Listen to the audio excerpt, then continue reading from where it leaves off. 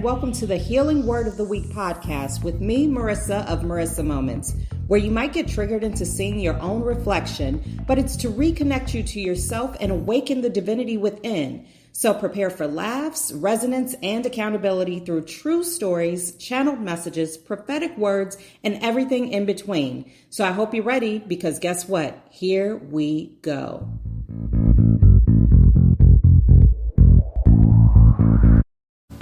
Okay, so the word of the week is identity. Identity. I would spell it, but I don't feel like it. So look it up. But identity. So last week we talked about excuses, right? We're no longer taking excuses or using excuses to prevent us from walking into our blessings, right? But what God has put on my heart to share with you today and what Spirit has kind of downloaded for me to share is the notion of identity. Because oftentimes, especially as we get older, right now, I'm getting older, so it's easy for me to tell you this story because I've lived it, right? And we come to a certain point where we're like, listen, I am who I am. I am who I am. I don't like getting out of bed early, so I don't want to do the dishes before I go to bed, so I won't. I don't want to go out and hang out with people. I don't want to meet new people. None of these things. So guess what? I'm not going to. That is a part of my identity. I refuse to change it. It is what it is, right? Now I'm here to tell you that's perfectly fine. That is perfectly fine. Listen, I'm not here to force you into anything. I'm here to help you see the truth behind your current actions and with the potential to evolve and to expand and to ascend upon them, right? Now, the thing of it is when we use those examples, just a couple out of many, then we inhibit ourselves from the potential of growth and ascension. Right? Now, let's think about this for a minute, because I know a lot of people, and sometimes I've been guilty of it myself, where we kind of, and I entered with the reminder of excuses, because what we do is we end up using our identity as an excuse to not evolve and not grow, right? But then here we are, many of us with children, and even when we don't have children, we might have influence over a younger generation, all of these different types of things. And that is a huge responsibility, right? So when we choose to sit within our self-identified identities and those labels that have maybe been strewn upon us that we chose to embody at a certain point, because listen, yeah, it might have been put on you, but it was up to you after a certain age and stage to choose whether you decide to continue to wear it, right? I'm talking about those lazy titles. I'm talking about those even weird titles, the funny title, all of these different things. It doesn't have to be from one end of the gambit. It runs all the way across, right? And those labels may have been placed upon us at a young age, but once we get to a certain stage, once we are able to have a little bit more independence, once we are able to identify the fact that this was a label that was placed upon me, but it does not have to define who I am, then in that moment, we reclaim our power and choose whether we choose to sit in the seat that was opened up for us, or if we want to walk ahead and see if there's another chair that might feel more comfortable, right? That Goldilocks thing. This one doesn't feel good. It's a little too hard. This one's too soft. Now this one's just right, right? And not even to say that you have to stay in one chair for the duration of your life, because then we would be in turn creating a new identity for ourselves and refusing to grow from there. What God is trying to say to us and what Spirit is trying to tell you is that we have to let go of what people have chosen to place upon us. Now, listen, I love to give real life examples because for me personally, I don't relate to a lot of stories unless I can visualize it, right? Unless it kind of comes back down to my level of understanding. It comes back from the ether to the earth, so that way I can see it in a tangible way. Now, different countries and different environments have different upbringings. Of course, I want to acknowledge that. Now, in the States, there's oftentimes like different social groups. Now, I can't speak to everywhere, and excuse my ignorance behind that, but I choose to acknowledge it, right? But in a lot of different environments, there are different social circles, right? You might have the emo kids who wear all black and have that bang that they love to swing, right? Now I'm stereotyping. Yes, I am. You might have the, the earthlings. That was, that was the best word that came to me. I guess it would be more like a hippie. Wouldn't that be fun if we called them earthlings instead? That's cool. I mean, we're all earthlings, but anyway, I digress.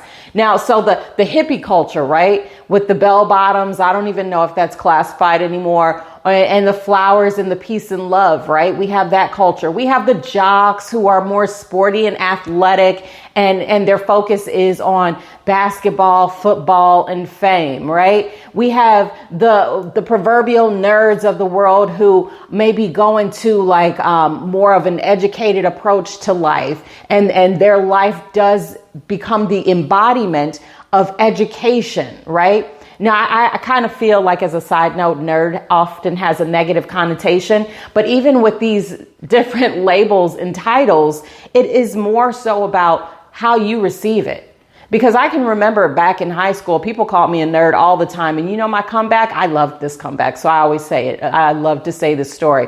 Somebody said, you know what? You're such a nerd. And I said, you know what? I'm going to remember that one day when you are getting my coffee for me in the office when you work for me. Just remember my last name and put the Mrs. in front of it, okay? Put some respect on my name, right? It's called healing, not healed, right? But anyway, so sometimes we have those different groups and subcultures within our society that we grow up with. And then for some people, they choose to make it who they are in life, right?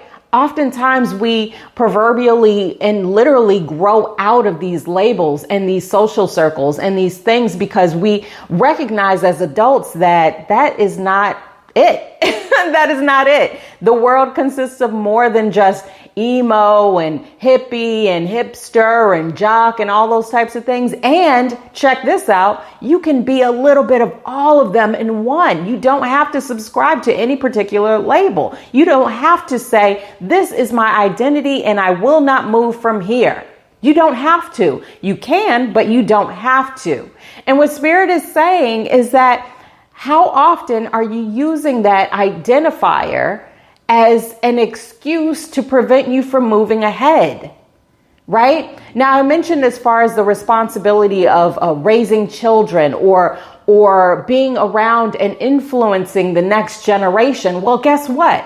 When we choose to sit within these labels that either we got from a younger age or that we chose to subscribe to because it felt cool, air quotes cool, then we're also telling future generations that they should follow our lead, right?